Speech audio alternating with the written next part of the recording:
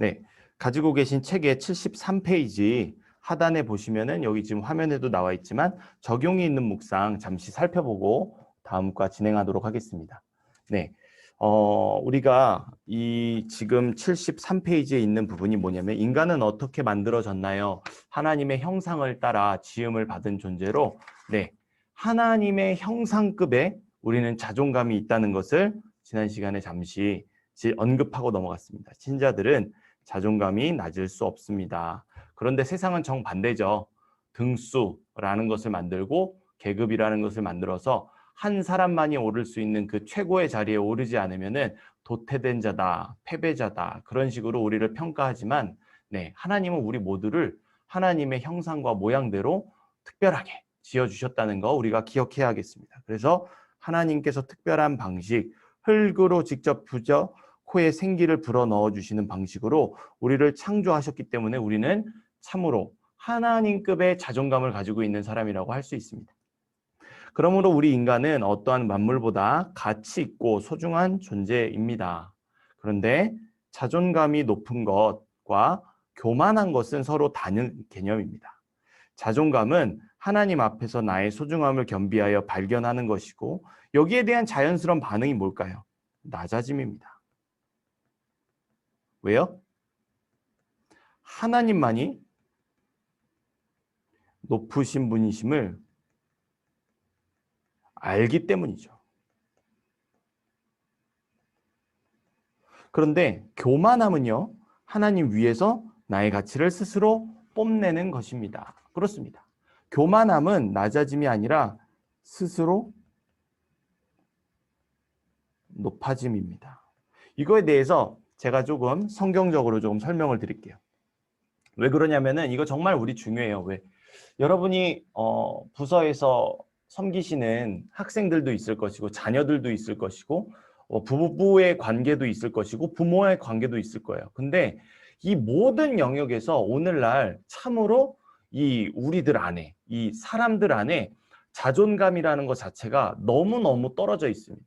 너무너무. 왜? 세상이 낮추기 때문이에요. 하나님은 낮은 우리를 높여주시는데 세상은 그 반대로 우리 보러 스스로 높아지라고 합니다. 높아지면 어떻게 될까요? 낮아진 우리를 하나님은 높여주시지만 반대로 높여지려고 하는 자들을 하나님은 낮추십니다. 그 관계에 대해서 네, 성경에서 조금 살펴보도록 할게요. 여러분 우리가 잘 알고 있는 다윗과 밧세바의 그 간음 사건이 있죠. 그 간음 사건이 일어나는 배경이 뭐냐면은 사무엘하 10장에 그 암몬과의 전쟁을 앞두고 있는 상황이었습니다. 암몬과의 전쟁이 일어나고 있는 상황이었어요. 자, 한번 볼게요. 네. 사무엘하 10장에 보시면요. 그 후에 암몬 자손의 왕이 죽고 그의 아들 하눈이 대신하여 왕이 되니 쭉쭉쭉쭉 해가지고 여기서부터 네, 이제 암몬을 치려고 하는 전쟁이 시작됩니다. 근데 전쟁이 시작되는데 어떤 일이 일어나냐? 그 해가 돌아와 왕들이 출전할 때가 되매 다윗이 요압과 그에게 있는 그의 부하들과 온 이스라엘 군대를 보내니 그들이 암몬 자손을 멸하고 랍바를 에워쌌고 다윗은 예루살렘 성에 그대로 있더라. 왕이 전쟁을 하는 건 아니에요. 왕은 전쟁을 했다가 길 잃은 화살에 맞아서 죽으면 큰일 나는 거죠. 그래서 왕은 출전하지 않습니다. 대신에 사기를 진작하기 위해서 정한 때에 왕이 나가는 타임이 있는 거예요. 근데 그때가 됐는데 다윗이 나가지 않죠. 네. 전쟁을 하라고 하나님께서 왕으로 세워주셨는데 구약시대 왕들은 전쟁하는 게 그 수행 임무거든요. 근데 다윗이 자신이 전쟁에 나가지 않을 만큼 아주 평안한 때를, 다시 말해서 하나님께서 주신 평안의 때를 누리고 있을 때였는데 아니나 다를까 네, 다윗이 왕들이 나가야 될 때가 됐음에도 나가지 않았어요. 근데 여기서 중요한 게 2절에 가보시면요. 성에 있었던 다윗이 갑자기 성 주변을 기웃기웃거리면서 뭘 하죠? 네, 침상에서 일어나서 왕궁 옥상을 거닐다가 그곳에서 보니 한 여인이 목욕을 하는데 심히 아름다워 보이는지라. 이 거니는 행위는요, 하나님이 하시는 행위거든요. 수면 위를 거닐시고, 네, 창세기에 나오는 말씀이죠. 에덴 동산을 거니시고, 근데 다윗이 되게 하나님을 흉내내요. 막 옥상을 거닐다가 뭐 하죠? 한 여인이 목욕하는 것을 보게 됩니다. 결과 밧세바와 동침을 하게 되죠. 이 동침에는 간음죄와 살인죄, 십계명의 두 가지의 계명을 범하게 되는 아주 참상이 일어납니다. 그러니까 어떻게 돼요? 다윗이 뭐 쭉 내용이 길니까 넘어가 보면 나단이 하나님께서 나단을 보내셔가지고 이리저리 이야기를 나누면서 나단에게 책망을 듣죠. 야 이놈아, 네가 바로 그 사람이다. 여기 다윗이 맞아? 나단이 막 이렇게 여러 말로 말하니까 나단에게 오히려 다윗이 화내가지고 당신이 그 한 말 있잖아요. 그 여호와의 살아계심을 두고 맹세하니까 이 일을 행한 사람은 마땅히 죽을 겁니다. 라고 말해요. 이렇게 딱 말하니까 나단이 7절에서 뭐라 그러죠? 다윗에게 이르되 당신이 그 사람이라. 이스라엘의 하나님 여호와께서 이와 같이 이르기를 내가 너를 이스라엘 왕으로 기름 붓기 위하여 너를 사울의 손에서 구하라고 쭉쭉쭉쭉 했는데 네가 내 앞에서 죄 짓냐? 라고 하죠. 그러니까 다윗이 뭐예요? 내가 죄 지었습니다. 내가 죄를 범하였노라 하매 나단이 다윗에게 말하되 여호와께서도 당신의 죄를 사하셨으니 당신이 죽지 아니하려니와. 다윗이 즉각적으로 회개를 했어요. 하지만 그의 죄는 그가 하나님처럼 높여지려고 했었던 그 교만한 죄는 낮춰져야 하죠. 하기 때문에 무고한 희생양이 희생을 당하죠. 이 밧세바와의 동침에서 아이가 나왔는데 그 아이가 죽게 됩니다. 죽게 되는데 다윗은 자신의 잘못을 뉘우치고 낮아졌잖아요. 낮아졌는데 죄의 값은 치렀지만 하나님께서 다윗을 버리신 것이 아님을, 다윗과 변함없이 함께 하심을 보여주는 증거가 뭐냐면은 평안할 때 넘어진 다윗을 대신해서 진짜 평안을 주시죠. 그게 뭐냐? 밧세바와 다시 동침해가지고 아들을 낳으니 솔로몬이라고 하죠. 솔로몬은요, 그 이름의 뜻이 평안이라는 뜻이 있는 자입니다. 하나님께서 선물로 평안을 주셨어요. 그래서 이것이 하나님께서 주신 것인 것을 확증하기 위해서 선지자 나단을 보내서 그 이름을 여디디아라 하라 하는 여호와께서 여전히 다윗을 사랑하신다는 것을 보여주십니다. 이런 다음에 어떤 일이 있냐? 이 일들을 돌이킬 수 있는 기회가 한번 찾아옵니다. 그게 뭐냐? 처음에 암몬하고 전쟁에서 다윗이 나가지 않았잖아요. 하나님께 교만해가지고 범죄했잖아요. 그래서 이 모든 일들이 일어났는데 하나님께서는 그 시간을 싹 돌려주세요. 그래가지고 뭐냐? 갑자기 전쟁을 하고 있던 요압 장군이 왕을 모십니다. 왕이시여, 전쟁 우리가 이겼어요. 다 이겼고 28절에 보시면 이 성읍을 쳐서 점령하세요. 이 점령만 하면은 다윗 왕의 것입니다. 점령하러 오지 않으시면은 이 성이 요압성이라고 일컬음을 받을까 내가 두렵습니다. 라고 28절에서 말하죠. 다윗은 아무것도 손댄 게 없어요. 요압이 다 했는데 왜냐하면 요압이 정치적인 성향이 많거든요. 다윗에게 자신의 공로를 사가지고 한 자리 높은 자리 차지하려고. 그런데 이게 무슨 일이냐면요. 다윗이 전쟁을 안 나가서 죄를 지어가지고 심판을 받았어요. 무고한 희생양이 생겼어요. 물론 하나님께서 솔로몬을 통해서 여전히 사랑하는 마음을 비춰주셨지만 죽은 아들은 돌아오지 않습니다. 죄책감이 있죠. 깨끗하지 못하죠. 그렇게 낮은 마음을 가지고 있으니까 하나님이 정치적인 성향을 가진 요압을 들어서 무엇을 하시냐? 지금 마음이 참 갈기갈기 찢어져 있는 다윗을 위로해 주십니다. 어떻게 하시면요? 다윗이 와서 라빠로 가서 그곳을 쳐서 점령하고 갑자기 대뜸 그의 왕의 머리에서 보석 박힌 왕관을 가져오니 그 중량이 금 1달란트라. 다윗이 자기의 머리에 쓰니라. 다윗이 또 그 성읍에서 노력한 물건을 무수히 내오고. 이게 뭘 말하는 걸까요? 자신은 하나님 앞에 범죄한 자인데 죄를 뒤집어 써야 되는데 범죄했으니까 죄를 뒤집어 쓰고 옷을 찢어야 되는데 이 다윗은 갑자기 왕관을 씁니다. 왜 그럴까요? 왕관을 쓰고 막 보아들을 얻어요. 왜 그럴까요? 하나님의 뜻이기 때문이죠. 하나님께서 이사야 선지자를 통해서 이렇게 말씀하셨습니다. 여호와의 은혜의 해와 우리 하나님의 보복의 날을 선포하여 모든 자를 위로하되 무릇 시온에서 슬퍼하는 자에게, 지금 시온은 예루살렘을 말하는 거거든요.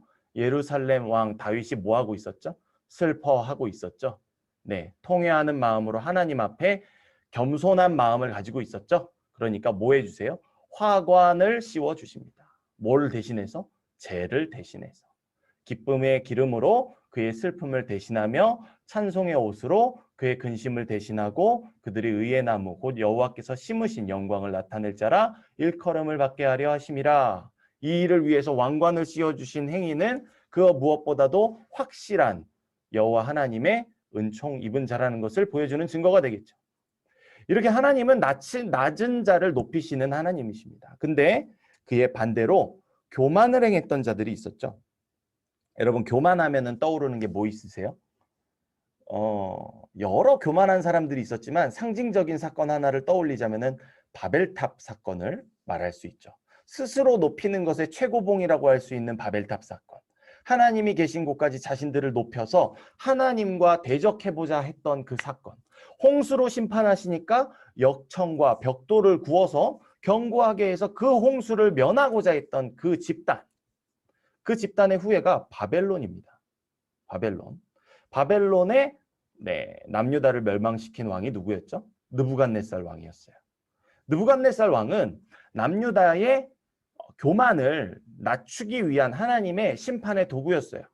도구가 주인보다 높을 수 없죠. 교만하면 안 되죠. 근데 느부갓네살 왕의 문제가 뭐였냐? 하나님보다 높아지려고 했어요. 교만했어요. 그게 어디 나오냐? 다니엘서 2장에 가보시면요.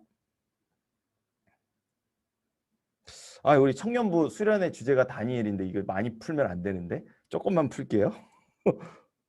2장 38절에 가보시면요. 이 느부갓네살 왕이 교만했어요. 하나님보다 높아지려고 했어요. 하나님의 도구에 불과한데 그러니까 그가 환상을 꿉니다. 꿈을 꿔요. 꿈을 꾸는데 이런 게 있었어요. 38절, 2장 38절에 보면 사람들과 들짐승과 공중의 새들 어느 곳에 있는 것을 막론하고 그것들을 왕의 손에 넘기사 다 다스리게 하셨으니 왕은 곧 금머리이니이다. 우리가 아는 것처럼 이 느부갓네살 왕이 꿈을 꿨는데 어떤 신상이 보였어요. 신상이 큰 우뚝 서 있는 신상이 보였는데 그 신상에서 느부갓네살 왕이 지금 다니엘이 꿈을 풀어주고 있는데 뭐라 그러죠? 왕은 곧 그 금머리니다 라고 말합니다. 그리고 나서 뭐예요?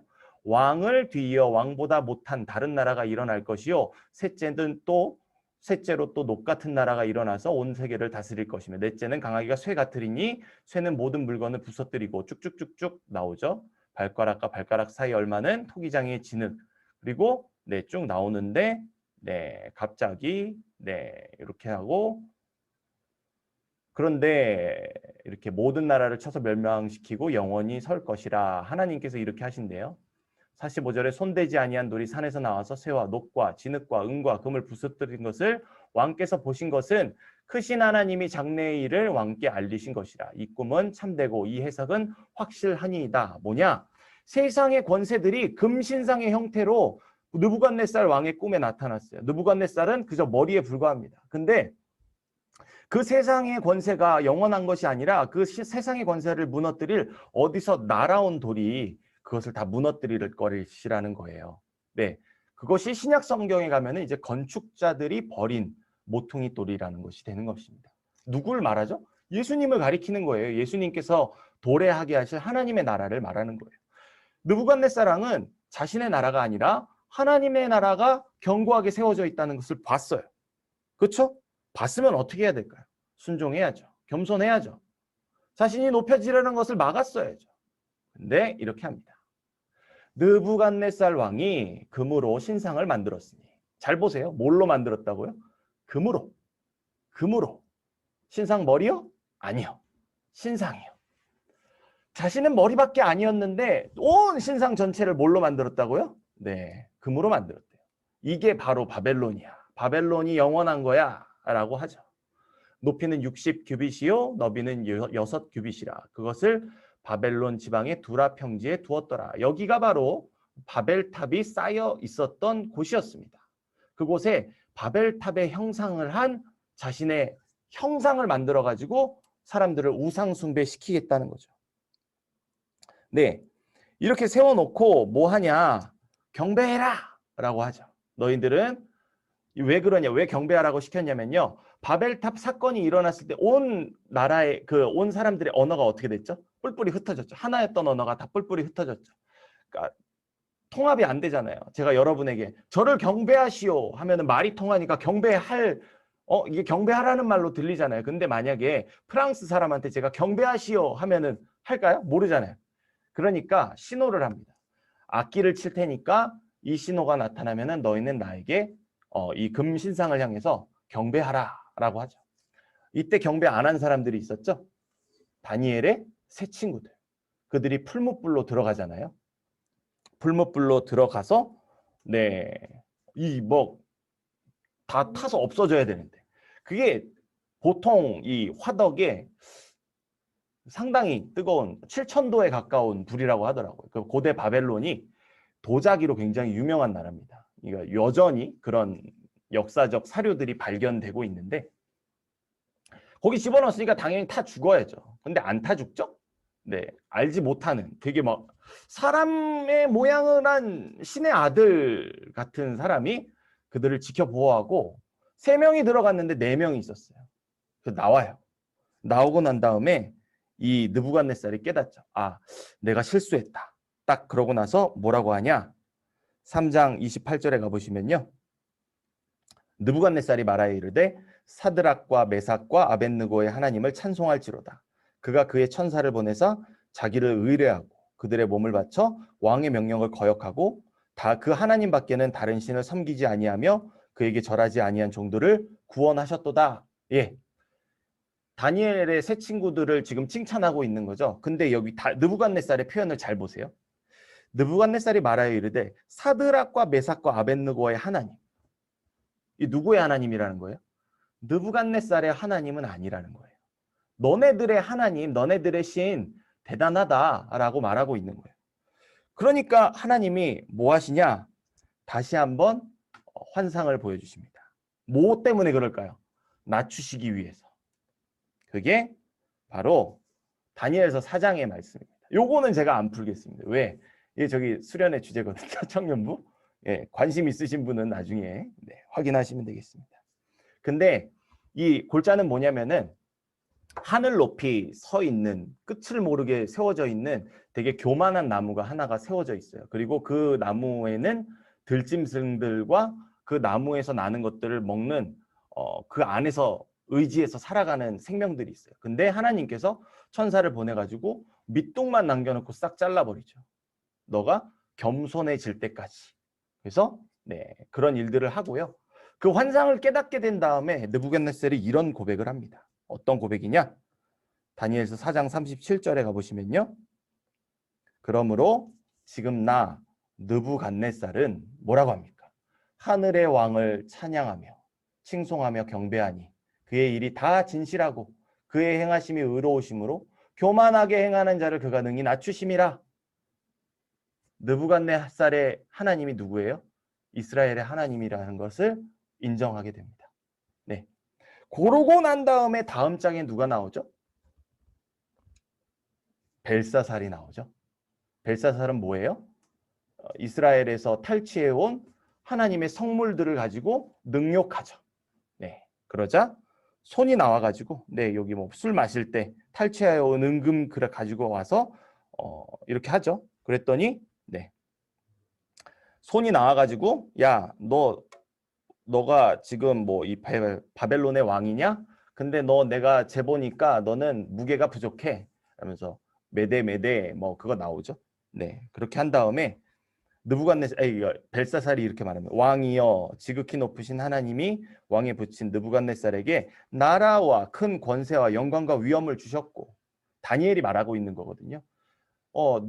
벨사살 왕이여, 당신 아버지는 하나님이 이 나라를 주셨다는 거 알았어요. 그래가지고 겸손히 행했어요. 그에게 큰 권세를 주셨고, 두려워하였으며 임의로 죽이며 임의로 살리며 임의로 높이며 임의로 낮추었더니, 그가 마음을 높이며 뜻이 완악하여 교만을 행하므로 그의 왕위가 패한 바 되며 그의 영광을 빼앗기고 하면서 쭉쭉쭉쭉 설명해 주는 거예요. 그의 왕에게 느부갓네살에게 있던 일에 대해서 말해줘요. 말해주는데 벨사살이여, 당신은 아직도 마음을 낮추지 않으십니까? 라고 말하죠. 그 다음에 마지막에 가보면은 네, 벨사살이 뭐 이렇게 말해요. 근데 벨사살의 그 마지막은 어떻게 됐을까요? 하나님 앞에서 교만이 떨었더니 벨사살은 그날에 그냥 죽임당하고 맙니다. 그의 권세는 사라지고 맙니다. 우리가 기억해야 할 것이 뭔가 제가 좀 길게 말씀드렸는데 성경은 우리에게 분명히 말하고 있다는 거예요. 낮아지려 하는 자를 하나님께서 높이시고 스스로 높아지려 하는 자를 낮추십니다. 언제까지요? 죽기까지. 이런 하나님에 대해서 우리는 분명히 알아야 하겠습니다. 이 성경에 아주 일관되게 나타나는 겸손과 그리고 높은 자존감을 가지고 있는 성도들의 이 마음가짐, 그 행동하는 자세들에 대해서 우리가 좀 바르게 알아야 될 필요가 있겠습니다. 그러므로 우리가 높은 자존감은 갖춰야 되지만 교만함은 절대로 있어서는 안 된다는 거 기억하시기 바랍니다. 저부터 기억하겠습니다. 네.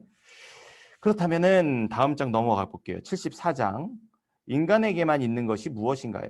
이게 우리가 지금 배우고 있는 게 삶과 인간이 궁금해요 라는 주제거든요.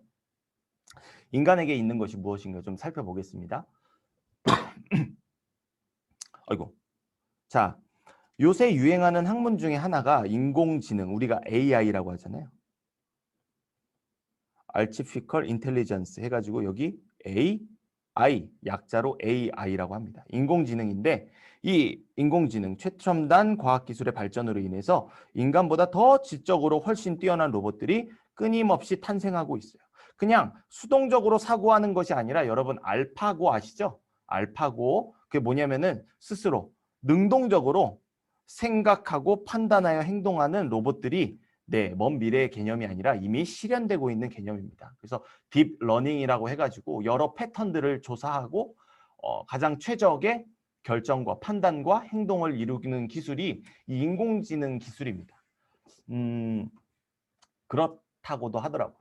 명설교가들, 역사 속에 있었던 그 황금의 입을 가지고 있었던 설교가들의 설교들을 다 분석해가지고 최고의 설교를 할 수 있는 인공지능이 이미 개발되었다는 소식도 접했습니다. 네, 어떤 세대가 올지 잘 모르겠어요. 하지만 아무리 뛰어난 인공지능 로봇을 만든다고 하더라도 로봇이 절대 가질 수 없는 요소가 있습니다. 그것은 바로 영혼입니다. 영혼. 왜 그러냐? 하나님께서 흙으로 사람을 빚어 그 코에 생기를 불어넣으셨으니 사람이 생명이 되었기 때문입니다. 생명이라는 것, 영혼을 가진 사람이라는 것입니다. 우리 이미 살펴봤었죠? 이 생명이라는 건 무엇이었습니까? 아무런 생명이 없는 껍데기에 불과한 흙을 하나님께서 빚으셔서 거기다가 숨을 불어넣으신 행위였었어요. 성경도 마찬가지로 이런 식으로 생명의 말씀으로 우리에게 주셨다고 강조했었잖아요. 마찬가지로 하나님께서 우리에게 이 영혼을 주셨기 때문에 우리가 생명을 가진 자가 된 것입니다. 때문에 이 생명, 영혼이라는 건요, 사람이 만들 수 있는 것이 아니에요. 사람은 발명을 하는데 필연적으로 재료가 있어야 되잖아요. 근데 이 영혼이라는 건요, 무에서 유로의 창조입니다. 창조주의 창조 행위예요. 때문에 인간이 모방할 수 있는 것이 아니죠. 네, 이거를 우리가 바르게 알아야 합니다. 인간이 하나님께 예배할 수 있는 이유도 바로 영혼 때문입니다. 영혼. 자, 한번 말씀 한 구절 읽어볼게요. 시편 57편에 가보시면요. 네, 하나님이여 내 마음이 확정되었고 내 마음이 확정되었사오니 내가 노래하고 내가 찬송하리이다. 여기서요, 확정되다라는 뜻이 뭐냐면은 세워진다는 뜻이에요. 근데 확정되었고 확정되었사오니 이게 뭐냐면 내가 확정했습니다. 그거를 말하는 게 아니라 내가 확정이 되었습니다. 내가 세워짐을 받았습니다. 뭐가요? 나의 마음이. 나의 마음이. 나의 상하고 깨어지고 연약한 죄로 인해서 다 부서져 버리고만 이 내 영혼이 무엇으로 인해서 세워졌다는 거예요? 하나님으로 인해서 세워졌다는 거예요. 그 이유가 요 위에 있는 말씀들이거든요. 네, 자, 4절 보세요. 내 영혼이 사자들 가운데 살며 내가 불사르는 자들 중에 누웠으니 곧 사람의 아들들 중에라. 쭉쭉 나오죠. 이들이 나를 위협합니다. 5절 하나님이여 주는 하늘 위에 높이 들리시며 주의 영광이 온 세계 위에 높아지기를 원하나이다. 그들이 내 걸음을 막으려고 그물을 준비하였으니 내 영혼이 억울하도다. 억울합니다 하나님. 그들이 내 앞에 웅덩이를 팠으나 자기들이 그 중에 빠졌도다. 셀라. 하나님이여 내 마음이 확정되었고 내 마음이 확정되었으니 하나님은 나를 구원하시는 분이시기에 하나님이 내 마음에 만족을 주시는 분이시기에 내 마음을 하나님을 바라보도록 세워주셨기에 내가 찬양합니다. 라는 고백을 하는 것입니다. 네, 마찬가지죠. 우리를 구원하신 하나님께서는 우리를 바르게 하나님을 바라볼 수 있는 예수님을 믿는 믿음을 주셨습니다. 그렇기 때문에 우리가 예배할 수 있는 것이고 찬양할 수 있는 회복된 영을 가지고 있는 것입니다. 네, 예배는 옵션이 아니라 필수입니다, 여러분. 우리의 목숨과 맞바꾼 것이 무엇이냐? 예배적 삶, 찬양적 삶, 기도적 삶입니다. 네, 우리가 이렇게 예배 드리는 거듭난 영으로 변화가 되었는데 하나님과 인간 사이에서 서로 공유하고 있는 속성이 바로 공유적 속성이라는 걸 우리가 살펴봤는데 여기 중요한 우리가 예배를 하게 하는 이 영 또한 공유적 속성 중에 하나입니다. 하나님도 영이시고 인간도 영혼이 있기 때문에 우리 인간들은 영과 진리로 영이신 하나님께 예배를 드릴 수 있습니다. 네. 이 여러분 요한복음 4장이요. 그 수가성 여인 만나러 가셨잖아요. 남편이 여럿 있었던 그 여인 만나러 가셔가지고 물 한 잔 다오 했더니 이 여인이 관심을 드러내면서 당신은 참 선지자이십니다 라고 말하자 예수님께서 이제 참된 예배가 무엇인지 설명해 주시는 본문이거든요. 네, 그 여인은 그렇게 말해요. 사마리아 산에서 우리는 예배 드리는데 어떤 이들이 말하기를 예루살렘에서 드리는 예배가 참된 예배라 하더이다 라고 말하니까 예수님께서 뭐라고 말씀하시죠? 예루살렘도 아니고 사마리아도 아니고 참되게 예배 드리는 때가 오거든. 그때는 뭐냐? 영과 진리로 예배를 드리는 때다. 곧 이때라 라고 말씀하시거든요. 예수님께서 그 여인 앞에 있었잖아요. 그러니까 이 여인은 뭐에 있었냐? 영과 진리로 영이신 하나님께 예배 드리는 것이 우리가 드려야 할 예배인데 그 여인은 뭐에 갇혀 있었냐면요. 외식에 갇혀 있었어요. 보여지는 것, 형식적인 것. 이게 누가 하는 것들이에요? 바리새인들, 서기관인들, 사두개인들, 유대 종교 지도자들이 하던 것이잖아요. 근데 그들은 예수님을 인정하지 않죠. 그러나 예수님을 인정한 이 여인은 어떻게 되었어요? 참되신 예수님을 바라보게 되었죠. 참된 것은 누구예요? 오직 예수님이시고요. 예수님께서 보내주시는 성령님 뿐이십니다. 그렇다면 인간의 본질은 무엇입니까? 우리에게 영혼이 있다고 말하는 이 인간의 본질은 무엇일까요? 기본적으로 인간은 영혼과 육체로 구성이 됩니다. 예. 영혼과 육체는요, 살아있는 한 서로 분리될 수 없습니다. 쉽게 말하면 뭐냐면은 우리가 죽으면은 몸은 땅으로 들어가게 되지만 영혼은 다른 장소로 이동하게 됩니다.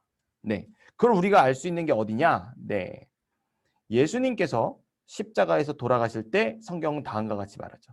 신 포도주를 받으신 이후에 이르시되 다 이루었다 하시고 머리를 숙이시니 영혼이 떠나가시니라 라고 말하죠. 육체는 분명 죽어서 장사되었죠. 그런데 영혼은 떠나가셨어요. 심지어 이 육체마저도 어떻게 됩니까? 부활하신 영혼과 하나가 되어서 마지막 때에 우리가 맞아들이게 될 그 부활체의 형상을 성경에서 보여주시죠. 그 영광스러운 광채로 부활하신 모습을 40일 동안 제자들에게 보여주시고 하늘로 올라가신 모습이 바로 우리가 이후에 맞이하게 될 그 마지막 때의 부활체의 모습입니다. 우리가 이렇게 영혼이 머무는 곳을 쉽게 말해가지고 낙원이라고도 표현하죠. 낙원. 보시면은 누가복음 23장에서도 나오죠.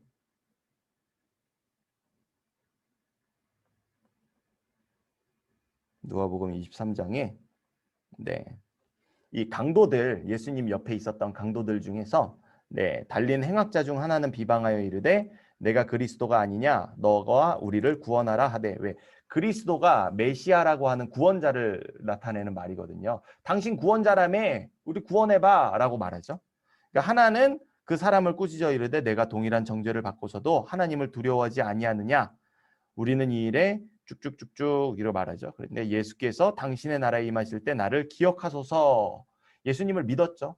그분이 참된 구원자이심을. 그러자 예수님께서 뭐라고 말씀하십니까? 예수께서 이르시되 내가 진실로 내게 이르노니 오늘 내가 나와 함께 낙원에 있으리라 하시니라. 이 낙원은요 또한 어디에 나오냐면은 요한계시록에도 나옵니다. 요한계시록에 이 다윗의 사자이신 예수님께서 일곱 인을 떼시죠. 심판의 날이 시작됐어요. 마지막 때가 이르러서 세상의 종말에 이 심판이 막 이루어지고 있는데 그때 막 심판이 일어나니까 여기 이 모습을 바라보고 있는 사람들이 이렇게 말합니다. 다섯째 인을 떼실 때에 내가 보니 하나님의 말씀과 그들이 가진 증거로 말미암아 죽임당한 영혼들이 제단 아래 있어. 이들이 누구냐면 순교자들이에요. 하나님의 말씀 때문에 목숨을 잃은 자들, 복음을 위하여 살아갔던 자들을 말하는데요. 10절에 보시면 뭐라고 합니까? 큰 소리로 불러 이르되 거룩하고 참되신 대주제여 땅에 거하는 자들을 심판하여 우리 피를 갚아주지 아니하시기를 어느 때까지 하시려이니까 하니. 이들이 지금 어디에 있냐면 낙원에 있어요. 낙원. 아직 하나님의 품에 안기지 않았거든요. 근데 낙원에 있는데 누구를 보고 있어요? 하늘 보좌를 보고 있고요. 예수님과 그 24 장로들과 천사들과 함께 있어요. 그러니까 낙원이라는 곳은 무엇이냐면요. 아직 완성되지 않았지만 하나님 나라와 구별된 곳이 아니라 잠시 그들이 머무는 곳이에요. 근데 그곳은 분리된 곳이라기보다는 아직 완성되지 않은 그들이 대기하는 장소로 하늘에 마련되어 있는 공간이라 할 수 있습니다. 네. 이렇게 성경에서 우리에게 이 죽은 사람이 죽었을 때 영혼이 거하는 처소에 대해서 여러 본문들에서 낙원이라는 표현을 하고 있는데 그곳은 우리가 알고 있는 하나님 나라 천국과 다른 곳이 아니라는 것을 성경에서 또한 알 수 있습니다. 혹자는 인간이 이걸 또 이렇게 나눠요. 영혼이라 그러니까 영, 혼, 육이라고 말합니다. 실제로 성경에서 이런 표현이 나타나는 곳들이 있어요. 영과 혼과 육과 뭐 이렇게. 근데 그건요. 영과 혼은요. 같은 건데 이 영을 강조하기 위해서 한번 혼이라는 것이 사용되는 거예요. 그래가지고 우리는 어떤 용어를 사용하냐? 이분설이라고 합니다. 그래서 인간은 영혼과 육체로 구성되었다고 믿습니다. 삼분설도 있는데 우리는 삼분설 따르지 않고 이분설을 따릅니다. 그래서 성경은 영과 혼을 서로 다른 개념이 아니라 강조하는 개념으로 봅니다. 이런 설명을 하고 있습니다. 이분설 입장이 더 성경적으로 맞습니다. 라고 말해주고 있어요. 네. 설명한 것들이 좀 많은데 오늘 나가야 될 게 또 많아요. 네. 정리해 보겠습니다. 종교개혁자였던 프랑스 신학자 존 칼뱅은 하나님의 형상이 깃들어 있는 좌소를 우리의 영혼이라고 말합니다. 마음에 하나님의 형상이 담겨 있습니다. 그래서 영혼의 좌소라고도 표현합니다. 하나님의 형상으로 창조되었다는 말은 인간에게 영혼이 있다는 것과 같은 의미라고 칼뱅은 보았습니다. 네, 그래서 우리가 만물의 영장인 이유가 바로 여기에 있습니다. 하나님의 마음을 품은 자들이 하나님께서 지으신 창조의 세계를 다스리는 자로, 복음으로 변화시킬 자로 적합하게 창조되었고 그런 자들을 통해서 하나님은 이 마지막 때에도 복음 전파의 사명을 감당하게 하시는 것입니다. 제가 기회가 되면 나중에 좀 설명해 드릴게요. 여기서는 이제 믿음의 바른 이해에 대해서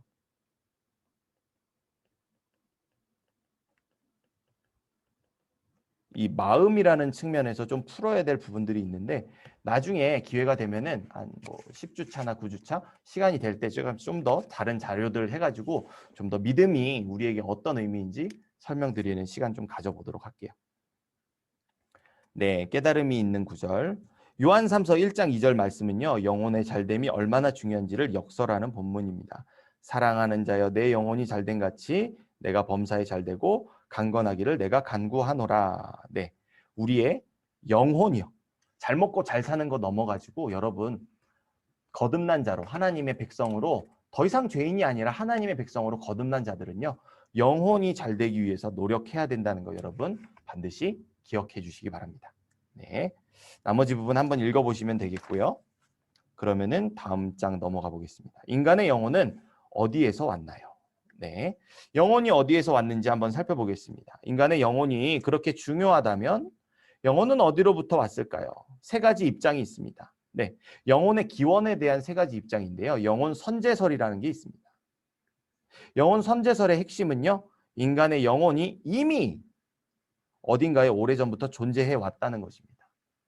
그러니까 껍데기는 나중에 만들어지고 영혼은 공간에 거처하고 있는데 그 껍데기로 영혼이 들어간다. 그런 거를 말하는 주장이에요. 여기에는요. 네, 초대 교부들, 초대교회 이 선생들이 이거를 따랐어요. 영혼 선제설을 따랐어요. 근데 성경적 근거가 약합니다. 이거는 성경에서 근거를 찾아볼 수 없는 주장이에요. 또 뭐냐? 영혼 유전설. 이게 부모의 영혼이 자녀들에게 유전된다는 것입니다. 유전된다는 거. 뭐 용납할 수도 있을 것 같긴 해요. 네. 영혼이 세대 간의 전이를 통해 퍼뜨려진다는 것을 말하는데 이게 종교 개혁자 마틴 루터에 의해서 주장이 되었어요. 근데 이거는 잘 생각해 보면요. 원죄의 전가를 설명하기에는 타당해요. 아담의 죄가 우리에게 넘어왔다는 것을 설명하기에는 타당한데 각 개인의 그 독립적인 영혼, 네, 마음에 자리 잡은 그 영혼이 마음에 있는 것이 행동으로 드러날 텐데 만약에 하나의 영혼만 있다고 한다면은 네, 여기 뭐 지금 화면에 나오고 있는 보람자매나 샛별 집사님이나 유정화 권사님이나 우리가 다 똑같은 행동을 하겠죠? 단순하게 생각해도 이게 조금 타당하지가 않아요. 영혼 유출설, 유전설. 그 셋째, 이게 영혼 창조설인데요. 우리가 따르는 입장입니다. 영혼 창조설은 네, 가인의 영혼을 잉태할 때 하나님께서 직접적으로 창조하신다는 것에 방점을 찍고 있는 관점입니다.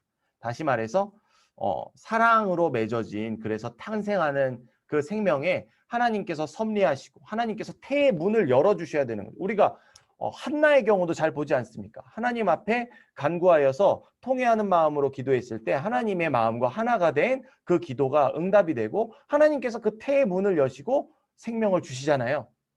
하나님께서 주시는 일인데 껍데기만 주시겠습니까? 영혼도 주시는 거죠. 그래서 성경은 끊임없이 영혼의 기원을 하나님께 돌리고 있으므로 성경 전반의 가르침을 적절히 대변해 주는 관점이라 평가할 수 있습니다. 우리가 주님께로부터 오고 주님께로 돌아간다는 것을 설명하는 구절이라 할 수 있는 이 역대상 말씀 하나 읽어보고 넘어가죠. 역대상 마지막에 다 이런 고백이 있습니다. 다윗이 이렇게 말합니다. 여호와여 위대하심과 권능과 영광과 승리와 위엄이 다 주께 속하였사오니 천지에 있는 것이 다 주의 것이로소이다. 여호와여 주권도 주께 속하였사오니 주는 높으사 만물의 머리이심이니이다. 부와 귀가 주께로 말미암고 또 주는 만물의 주제가 되사 손에 권세와 능력이 있으니 모든 사람을 크게 하심과 강하게 하심이 주의 손에 있나이다. 네. 쭉쭉쭉쭉 말하면서 우리가 누구로부터 비롯되었고 누구로 인하여 살아가고 있음을 고백하죠. 하나님께로부터 왔고 하나님께로 돌아가고 있음을 고백하는 구절입니다. 근데 주의해야 할 게 있어요. 뭐냐? 이 세상에서는요. 이 영혼에 대해서 왜곡된 관점을 우리에게 많이 보여줍니다. 뭐냐? 텔레비전 드라마에서는요. 영혼에 대한 잘못된 이해를 고치시킬 수 있는 위험성이 서려 있습니다.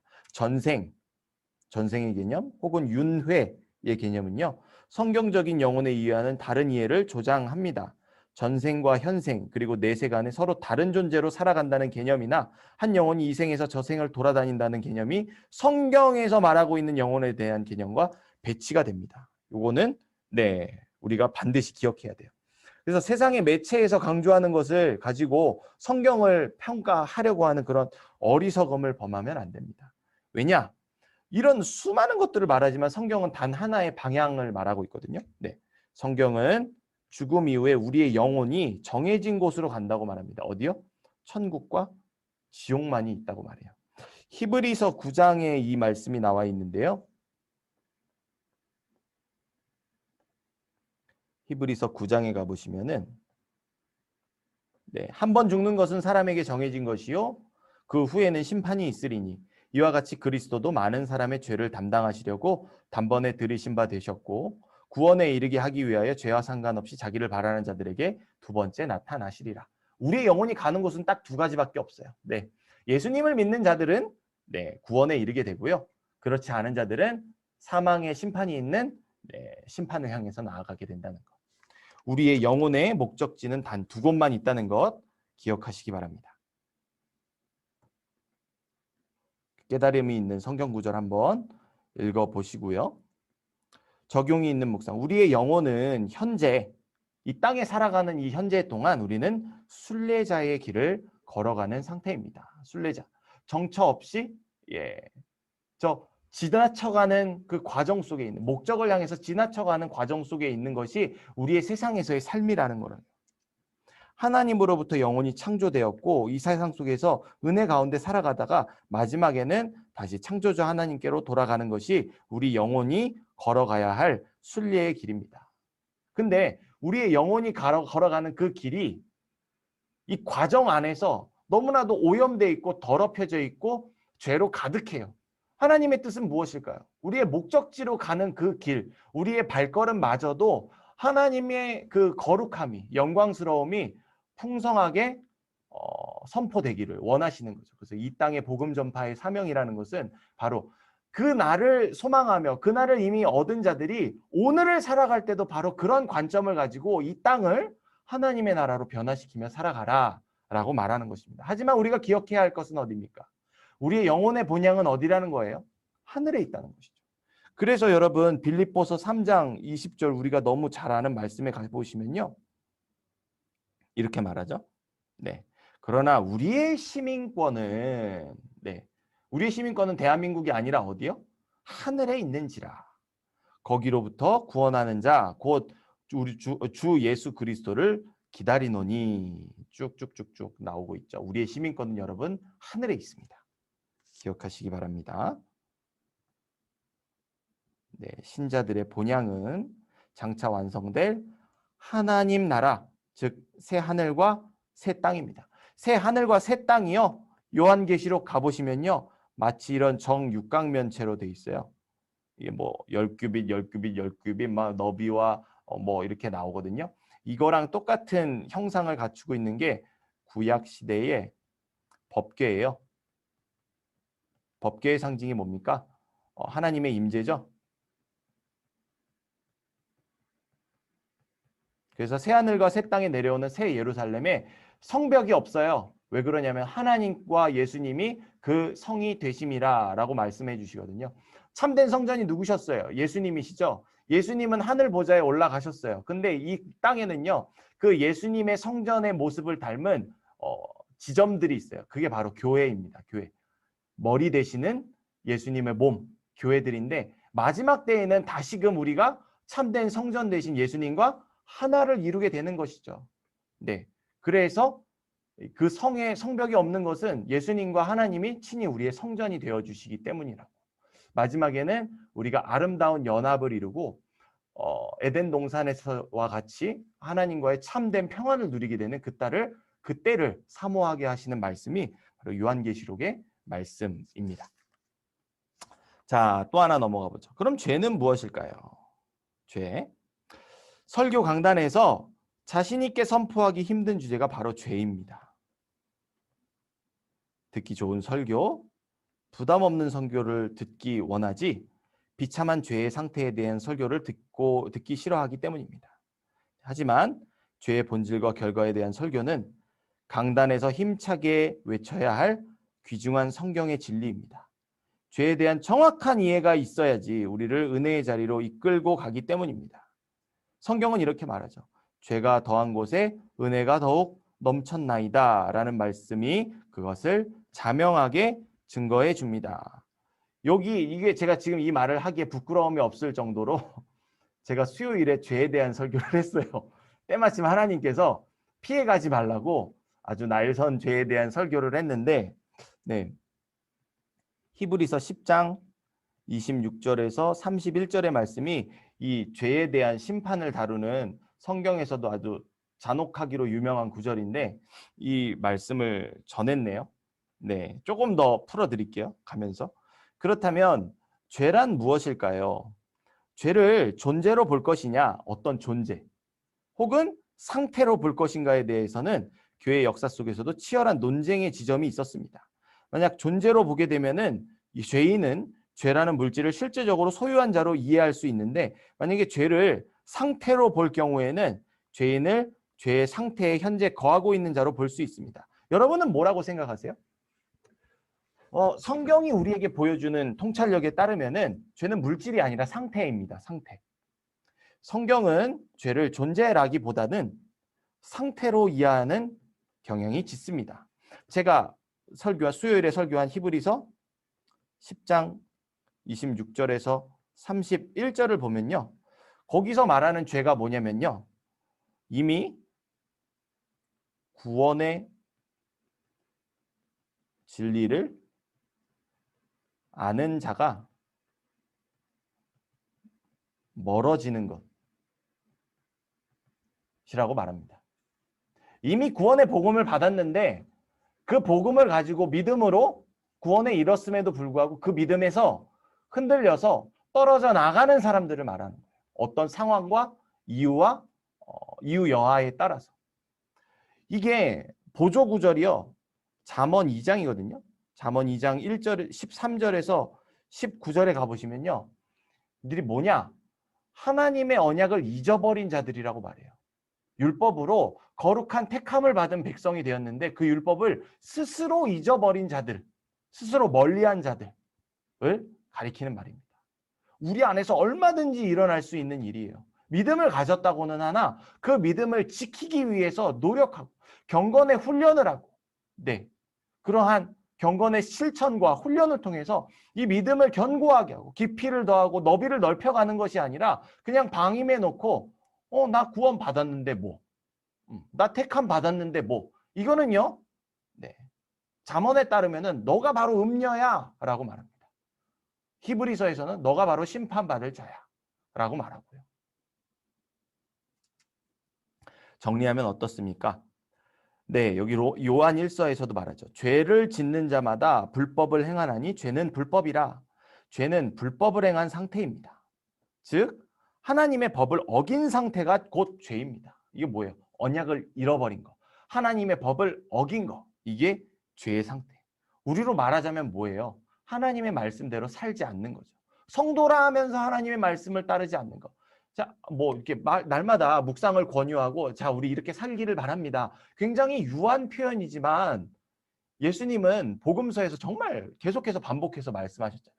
귀 있는 자는 들을지라. 귀 있는 자는 들어라. 너네 귀도 없냐? 너네 귀머거리냐? 그게 구약 시대에 멸망받은 자들의 죄목이었거든요. 귀도 있고 눈도 있고, 근데 그 귀와 눈이 기능을 하지 않는 거. 그게 죄였어요. 왜요? 다른 것에 가려져 있었기 때문이죠. 네. 히브리서에서는 이를 이렇게 죄에 대해서 이렇게 표현합니다. 그들의 죄와 그들의 불법을 내가 다시 기억하지 아니하리라 하셨으니, 이 본문에서는 죄와 불법을 똑같은 것으로 사용해서 설명하고 있습니다. 바울 또한 죄에 빠지는 상태를 부정과 불법에 내어줘 불법에 이르는 것이라고 표현합니다. 응당이 지켜져야만 하는 하나님의 법이 무참히 어그러지는 순간이 곧 죄가 가득 찬 순간, 관영의 순간이라고 할 수 있습니다. 이때 하나님께서 어떻게 하셨죠? 백성들에게 찾아오셨죠. 우리 지금 교육부서에서 다 레위기 말씀 살펴보고 있는데, 거룩하지 않은 백성들에게 찾아오셔서 하나님께서 그들을 거룩해 하는 법들을 주시죠. 그 목적은 딱 하나입니다. 네, 나는 여호와. 네, 레위기 11장 44절에서 45절이죠. 나는 여호와 너희의 하나님이라. 내가 거룩하니 너희도 몸을 구별하여 거룩하게 하고 땅에 기는 길짐승으로 말미암아 스스로 더럽히지 말라. 나는 너희의 하나님이 되려고 너희를 애굽 땅에서 인도하여 낸 여호와라. 내가 거룩하니 너희도 거룩할지어다. 네, 44절에 이 땅에 기는 길짐승이 뭔가요? 뱀이죠. 옛뱀, 사탄. 이들을 죄짓게 만드는 악한 무리를 가리키는 말이죠. 네, 태초에 사람이었던 아담과 하와는 하나님 앞에서 불법을 행하죠. 그 불법이 뭐였죠? 선과 악을 알게 하는 나무의 열매를 먹지 말라. 그게 창조의 질서였어요. 하나님의 높으심. 나는 너희에게 명령하는 하나님이야. 너희는 나에게 순종해야 하는 피조물이고. 근데 그 질서에 어떻게 대응했어요? 불순종했죠. 법을 지키지 않고 선악과 나무를 따먹는 불법을 행합니다. 예배하라 하셨는데 예배 드리지 않는 거 불순종입니다. 기도하라 하셨는데 기도하지 않는 거 불순종입니다. 하나님 사랑하듯 이웃 사랑하라 하셨는데 사랑하지 않는 것 불순종입니다. 그 결과 선하고 아름다웠던 피조 세계와 아담과 하와의 순결했던 영혼이 죄로 인해 철저히 잠식당하게 됩니다. 죄가 팽배한 상태로 뒤바뀌어 버리게 되는 것이죠. 아담과 하와는 하나님과 같아지려는 교만한 마음 때문에, 이거 어떤 마음이었어요? 아까 살펴봤었죠? 창세기 11장의 바벨탑 사건과 같고 다니엘서 3장의 느부갓네살 왕이 자신을 금신상으로 만든 것과 같은 교만입니다. 그러므로 죄의 본질은 참으로 끔찍한 것입니다. 왜냐하면 피조물이 창조주 하나님의 위치에 올라가고 싶어서 저지른 것이 바로 죄의 본질이요, 그 모체이기 때문입니다. 하나님처럼 높아지려고 하는 마음, 그것이 바로 죄라는 것, 우리가 기억해야 하겠습니다.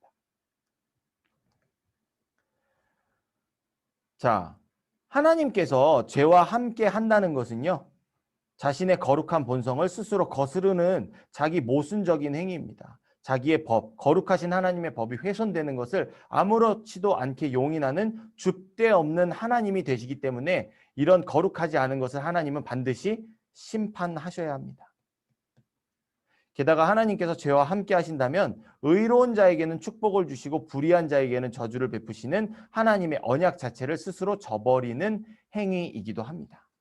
이렇게 죄가 이렇게 무서운 거예요. 하나님의 그 법칙 자체를 깨뜨리게 만드는 거. 그래서 하나님께서 심판하셔야 됐고, 그래서 하나님께서 잘라내셔야만 했고, 그래서 하나님께서 거룩하게 하는 법을 주셔야만 했던 것입니다. 죄는 이처럼 대단히 무서운 것입니다. 신자들이 평생에 걸쳐서 죄와 피 흘리기까지 싸워야 하는 본질적인 이유도 바로 여기에 있습니다. 네, 이 히브리서 12장 4절에서는요. 믿음을 저버리려고 하는 자들이, 예수님을 더 이상 믿지 않겠다고 하는 자들을 향해서 성경에서 이렇게 말합니다. 너희가 죄와 싸우되 아직 피 흘리기까지는 대항하지 아니하고, 피 보기는 싫다는 거죠. 피 볼 때쯤 되니까 이 믿음 버리려고 한다는 거죠. 근데 성경은 분명하게 우리에게 말합니다. 마지막에 낙원에서 하나님 나라를 기다리는 자들이 누굽니까? 순교한 자들이었어요. 피 흘리기까지 누구처럼? 십자가에서 모든 피와 물을 흘리신 예수님처럼 그 길을 따라갔던 자들이 하늘에 있는 자들이었어요. 우리 믿음의 분량은 어디까지입니까? 칼이 들어와서 위협을 한다고 해도 그것을 두려워하는 것이 아닙니다. 왜요? 우리의 생은 이곳에서의 생이 아니라 영원한 생이 이미 마련되어 있기 때문입니다.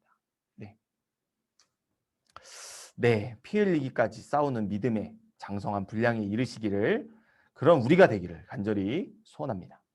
적용이 있는 묵상, 죄인이라는 묵상은 신자라면 매일매일 깊이 있게 생각해 봐야 할 중요한 진리입니다. 스스로의 힘으로는 아무것도 할 수 없는 처절한 죄인은 자신을 신뢰할 수 없습니다. 그래서 이 비참한 상태에 대해서 고하고 도와달라고 우리는 기도해야 합니다. 기도하면 어떤 일이 일어나는 줄 아세요? 죄에 대해서 연약하잖아요, 우리가. 죄에 대해서 연약한 자들인데, 그래서 사방에 우겨쌈을 당하고 이 죄 많은 세상을 살아가는데, 우리가 기도할 때 한 가지 차이점이 생깁니다. 그게 어떤 차이점이냐? 시편 78편 65절에 가보시면요. 시편 78편은요, 이 좀 우리가 받아들이기에 연약한 신앙으로는 넘어질 수도 있는 말씀이에요. 왜 그러냐? 이 하나님께서 술 취해서 나타나시거든요. 나타나서 뭐 하시냐? 보세요. 78편 65절에 보시면요. 그때 주께서 잠에서 깨어난 것처럼 포도주를 마시고 고함치는 용사처럼 일어나사 그의 대적들을 쳐 물리쳐서 영원히 그들에게 욕되게 하셨도다. 이게 다윗의 간구에 응답하신 하나님이시거든요. 하나님이 술 취해서 나타나세요. 왜 그러실까요? 술 취하면 어떻게 돼요? 아니, 저는 취해보질 않아가지고 여러분 잘 모르겠는데 혹자는 술에 취하면 이 그 필름이 끊긴다고 말합니다. 필름이 끊기면은 자연적인 이 반응이 뭔가요? 기억을 못해요. 그쵸? 하나님께서 이렇게 행하신다는 거예요. 뭐요? 자신의 연약함을 하나님 앞에 구하는 자들에게 하나님은 그들의 죄악을 보지 않으세요. 그들의 죄악에 대한 기억을 그냥 필름을 끊어버리세요. 그리고 뭐 하세요? 술 취한 용사로 나타나가지고 고래고래 술 주정을 하시면서 그의 대적들을 다 물리쳐 주십니다. 우리가 이렇기 때문에 네, 안전하게 평안을 할 수 있는 것입니다. 고하고 도와달라고 간청하는 자들에게 하나님은 구원해 주시는 분이시기 때문이에요. 네, 우리의 연약함에 네, 여러분 해결할 방도가 전혀 없는 우리를 붙잡지 마시고요. 이러한 하나님, 우리를 구원해 주시는 하나님 더욱 붙잡고 살아가시기를 바랍니다. 다음 넘어가 볼게요. 죄는 사람을 얼마나 망가뜨렸을까요? 주제가 3개가 남았는데 약 12분 정도 남았네요. 빠르게 한번 가보겠습니다. 네, 죄는 사람을 얼마나 망가뜨렸나요? 여러분, 컴퓨터 새로 사면은 되게 성능 좋잖아요. 빠르잖아요. 윈도우도 처음 설치하면은 되게 빨라요. 휙휙 넘어갑니다. 근데 오래되면 어떻게 돼요? 특히 주범이 뭐라고 할 수 있어요? 먼지요, 먼지. 먼지가 쌓이면은 팬이 막 뜨겁게 빠르게 돌아가기 시작합니다. 그러면은 배출될 수 있는 공간이 줄어들어서 점점 더 발열이 심해지고 전체 성능을 저하시킵니다. 마찬가지입니다. 뭐가요? 사람의 죄도 이와 같아요. 죄가 인류에 들어오기 전에 피조 세계와 인류는 순결했습니다. 선했고 아름다웠어요. 본연의 기능 또한 정상적으로 작동했어요. 보시기에 힘이 좋았으니까 당연하죠. 근데 죄가 들어오고 난 다음에는 마치 서서히 컴퓨터가 망가지는 것처럼 전 피조 세계와 인간의 영혼이 망가지기 시작했습니다. 네. 아담과 하와의 죄가 시작됐는데 그 죄는 멈추지 않았어요. 노아의 때가 이르러 가지고 하나님께서 보시고 한탄하시죠. 죄가 세상에 온 가득히 차 있는 걸 보시고 막 한탄하셔가지고 야 노아야 이리 와봐라. 그래서 배를 지어라 산 위에. 그 노아 순종하죠. 얼마나 조롱했겠어요. 야 배를 바다에 안 만들고 너 산 꼭대기에 만드는 너는 도대체 어디서 온 놈이냐? 꿋꿋이 하나님의 말씀에 순종했을 때 그가 살아남죠. 네. 죄가 얼마나 사람을 망가뜨렸는가 이 교회의 역사 속에서 당연한 탐구의 과제 중에 하나였겠죠. 네, 2가지의 관점이 있습니다. 뭐냐? 가톨릭 교회의 관점입니다. 가톨릭은 보편교회라고 제가 말씀드렸었죠. 보편교회인데 이거는 보편교회가 아니라 로마 가톨릭의 관점에 대해서 말씀드리는 거예요. 뭐냐? 로마 가톨릭 교회는 하나님께서 인간을 창조하실 때 자연적 은사와 초자연적 은사까지 다 주셨다. 자연적 은사는 우리의 지성을 말하는 거예요. 이성과 지성의 기능, 그 초자연적 은사까지 주셨다고 말해요. 근데 죄 때문에 초자연적 은사가 완전히 날아가 버렸다고 봅니다. 그래도 타락 이후에도 여전히 자연적 은사는 남아있다고 봅니다. 그러니까 뭐라면은 하나님께서 주신 선한 면이 어느 정도는 아직은 남아있다라고 보는 게 이 가톨릭의 입장인데요. 타락의 영향을 크게 받지 않은 자연적 은사로 선행, 신령한 일들을 해나갈 수 있기 때문에 로마 가톨릭 교회의 인간관을 낙관적인 인간관으로 봅니다. 우리가 선을 행할 수 있습니다. 여지를 남겨줘요. 그 다른 관점은 뭐냐? 개신교회의 관점입니다. 우리의 입장이죠. 개신교의 관점. 개신교회를요, 여러분, 프로테스탄트라고 말합니다. 이 프로테스탄트라는 게 뭐냐? 대항하다는 것을 말하는 거거든요. 대항자들, 프로테스탄트가 대항자들을 말하는 거예요. 그들이 뭐에 대해서 대항했냐면요. 바로 이 가톨릭 교회에 대해서 대항했어요. 우리의 신앙의 뿌리가 가톨릭 교회와 배치가 됩니다. 하나가 될 수가 없어요. 그렇기 때문에 여러분 이 WCC요. 이게 핵심이요. 가톨릭에 있거든요. 가톨릭의 뿌리를 두고 있는 이 종교 통합 운동이에요. 칼 라너라는 이 신학자가 있는데 종교 통합을 말합니다. 모든 종교들이 다 하나의 종교성을 가지고 있다. 여러 반응으로 나타나는 건데 사실은 한 분 하나님을 우리가 바라보는 것이다. 때문에 우리가 서로를 이게 종교 탄압하고 여러분 십자군 전쟁이라는 것도 있었잖아요. 그래서 막 아랍권 그 종교 세력들을 막 멸망시키고 막 그런 일들도 있었는데 우리가 이런 것을 할 것이 아니라 이 종교의 통합을 이루어야 된다라고 말해요. 그래서 여러분 보시면요. 이 WCC 진영에 있는 그 불교도 있고 가톨릭도 있고 이미 받아들인 교회도 있어요. 거기 보면요. 제가 깜짝 놀랐는데 그 도올 선생 있잖아요. 도올 선생. 도올 선생이 여러분 로마서를 설교를 해요. 예. 그리고 목사들이 네, 말 다 했죠. 진짜 다른 종교의 가치관을 옹호하고 선포합니다. 말세예요, 말세. 네, 거짓 선지자들이죠. 성경에서 말하고 있는. 정말 마지막 때가 가까웠다는 거 우리 정말 기억해야 합니다. 가톨릭 교회에 대해서 거부했어요. 이건 오늘날도 마찬가지입니다. 우리 이들과 손잡을 수 없어요. 오직 예수님으로만 구원받을 수 있다는 것이 우리의 주장입니다. 개신교회는 가톨릭 교회가 가르쳤던 낙관적인 인간관을 거부하며 전적 타락, 전적 부패, 전적 무능의 교리를 설파했습니다. 이게 뭐냐면은 튤립이라고 해가지고 이게 있어요. 뭐 영어로 제가 써드리기는 좀 그렇지만 전적 타락. 인간은 전적으로 부패했다. 죄로 인해서 여지가 없이 다 부패했다라는 걸 말하는 거예요. 근데 무조건적 선택이 있습니다. 근데 하나님은 우리를 아무런 조건 없이 택하여 주셨다라고 하는데 제한 속죄를 하셔요. 모두의 죄를 속죄하신 것이 아니라 택하신 자들에게만, 보편적인 속죄가 아니라 택하심을 받은 예수님을 믿는 자들에게만 온전한 대속의 제사를 예수님께서 드리셨다라고 말합니다. 그들에게는 불가항력적 은혜가 있다. 거부할 수 없는 은혜라는 거예요. 그들에게는 하나님께서 공급하시는 거부할 수 없는 은혜가 있다. 누구죠? 그리스도인들을 말하는 겁니다. 네, 또 그들에게는 성도의 견인.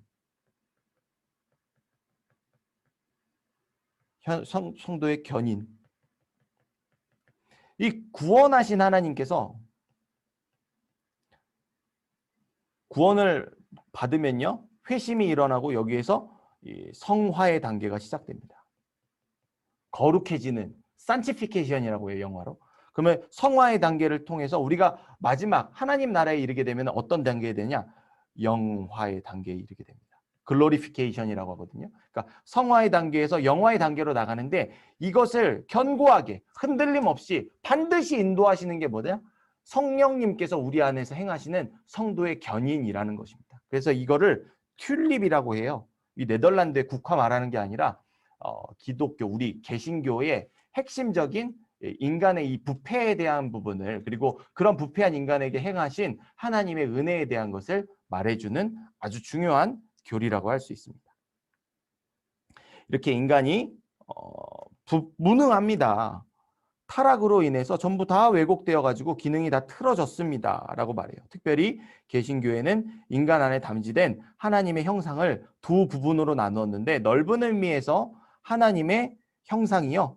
이성, 지성, 이성의식, 양심, 언어, 합리성, 신에 대한 감각, 책임감, 미적 감각 등은 타락 이후에도 여전히 왜곡된 상태로 남아있지만 좁은 의미에서 하나님의 형상, 즉 참지식, 하나님을 반응할 수 있는 것, 그리고 참되고 의로운 것, 참 거룩한 것들은 타락 이후에도 완전히 상실되었다고 가르칩니다.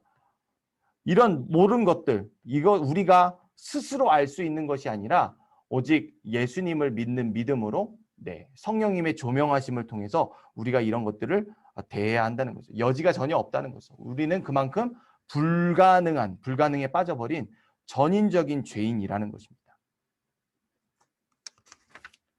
죄는 이처럼 끔찍하고 무서운 것이라는 걸 알 수 있죠. 네, 구석구석 우리에게 그 어두운 능력을 행사했습니다. 한번 이 말씀 살펴보시고요. 우리 모두는 죄인이므로 이러한 무능에 빠진 자들입니다. 하나님의 은혜 없이는 어떤 것도 자발적으로 할 수 없습니다. 우리가 마지막에 몸과 영혼이 하나가 된 부활체로 변화될 때에만 비로소 완전한 회복이 일어날 수 있습니다. 우리 지금 연약하다는 거예요. 왜요? 영혼은 예수님을 믿는 믿음으로 거듭났지만 여전히 아담에게로부터 물려받은 이 썩어질 이 육체는 그대로 가지고 있죠.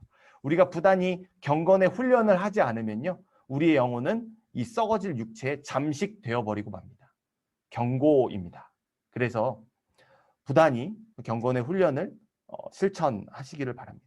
그래서 온전히 회복될 그날을 소망하며 우리는 마라나타 주 예수여 어서 오시옵소서라는 고백 해야 되지만, 여러분 이 고백에 너무 연연하며 살아가지 마세요. 왜? 우리 안에 계신 성령님은요, 마지막까지 우리를 참으로 인도해 주실 분이시기 때문입니다. 담대함도 우리가 또한 가져야 됨을 여러분 기억하시기 바랍니다. 다 못할 것 같은데 한번 요거 나가볼게요. 어떻게 아담의 죄가 우리의 죄가 되었나요? 대부분 사람들은 억울한 일을 당하면 견디지 못합니다. 내가 잘못한 일이 아닌데 나더러 잘못했다고 말하면 너무 억울해가지고 속상해합니다. 제가 중고등부 때 너무 중고등부 학생들 섬길 때 너무 이 격하게 공감했어요. 그래서 사람들은 아담의 죄로 인해서 온 인류의 죄인이 되었다는 이 교리를 싫어해요. 내가 왜 죄인이냐고. 제 에노기한테 이거 가르치는 것도 너무 힘들었어. 너 죄인이야. 내가 왜 죄인이에요? 막 눈물 막 닭똥같이 막 뚝뚝 흘리면서 인정을 안 해요. 근데 여러분, 네, 이러한 불합리해 보이기는 하지만 우리가 죄인이라는 것을 이해하기 위해서는 여러분, 죄가 전가된다는 것을 우리가 좀 이해를 해야 돼요. 다시 말해서 아담의 죄가 온 인류의 죄로 전가되었습니다. 아담이 지은 죄가 원죄, 오리지널 신이라고 해요. 처음 시작된 죄. 네. 모든 인류에게 상속되고 전가되었다고 보는 것입니다. 하나님이 정하신 거예요. 죄가 전가되도록 이 창조 세계의 질서를 정하신 거예요. 아담의 온 원죄가 온 인류에게 전가되었다는 교리는 성경이 증거하고 있는 교리입니다. 성경은 한 사람으로 말미암아 죄가 세상에 들어오고 한 사람이 순종하지 아니함으로 모든 사람이 죄인이 되었다고 증거하기 때문입니다. 왜 이렇게 하셨냐? 예, 그 뒤에 가보면 나오죠. 이와 마찬가지로 한 사람이 하나님의 말씀에 순종하여 한 사람이 의에 이른즉 우리 모두가 그런 의에 이르게 하게끔 하나님께서 예비해 두신 구원의 방편이라는 것이, 다시 말해서 창세 이전에 마련하신 구원의 작정이라는 것이 바로 이 한 사람, 대표성의 원리입니다. 대표성의 원리. 아담의 죄가 온 인류의 죄가 되는 이유는 아담이 온 인류의 언약적 대표이기 때문입니다. 아담이 온 인류의 대표로서 하나님께 불법을 행하여 범죄하였고 그 대표성에 의해서 인간들이 모두 죄인으로 간주되는 것이죠. 반대의 경우가 어떻게 됐습니까? 한 사람, 예수님께서 의로운 행위를 하셔가지고 예수님께 의로 여김을 받아서 그 의가 누구에게 전가가 되는 것입니까? 모든 믿는 자들에게 예수님의 의가 전가가 되는 거예요. 그 칭의라고 하죠. 칭의. 우리의 의로 칭해 주시는 것. 온 인류에 대한 아담의 대표성 논리는 이 인류를 개별적이고 독립적인 존재의 총합으로 보는 것이 아니라 단일한 통일성을 가진 유기적인 단일체로 이해하는 관점 위에 세워집니다. 이렇기 때문에 아담 때문에 우리가 모두가 죄인이 됐잖아요. 그러니까 그거를 뒤집으시기 위해서 하나님께서 구별된 한 씨를 약속하시죠. 여인의 후손으로 태어날 씨예요. 씨가 여러분 그냥 씨로 있어요? 땅에 묻으면 어떻게 되죠?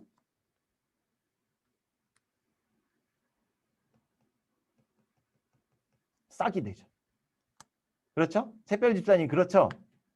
네. 예. 이 싹이 언제 되죠, 여러분? 이 씨는 창세기 3장 15절이거든요. 그리고 창세기 12장 7절에서도 나오죠. 그럼 싹은 언제 되죠? 이사야 11장 1절에서 되죠. 한 이새의 줄기에서 한 싹이 나죠. 네. 이 싹이 자라죠? 그럼 나중에 뭐가 되죠? 신약으로 넘어가면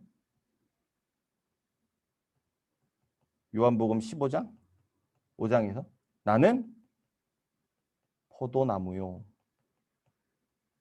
네, 유기적인 통일체로 많은 사람들을 생명 안에 거하게 하기 위해서 하나님께서 심으셨던 하나의 씨는 예수님이셨고요.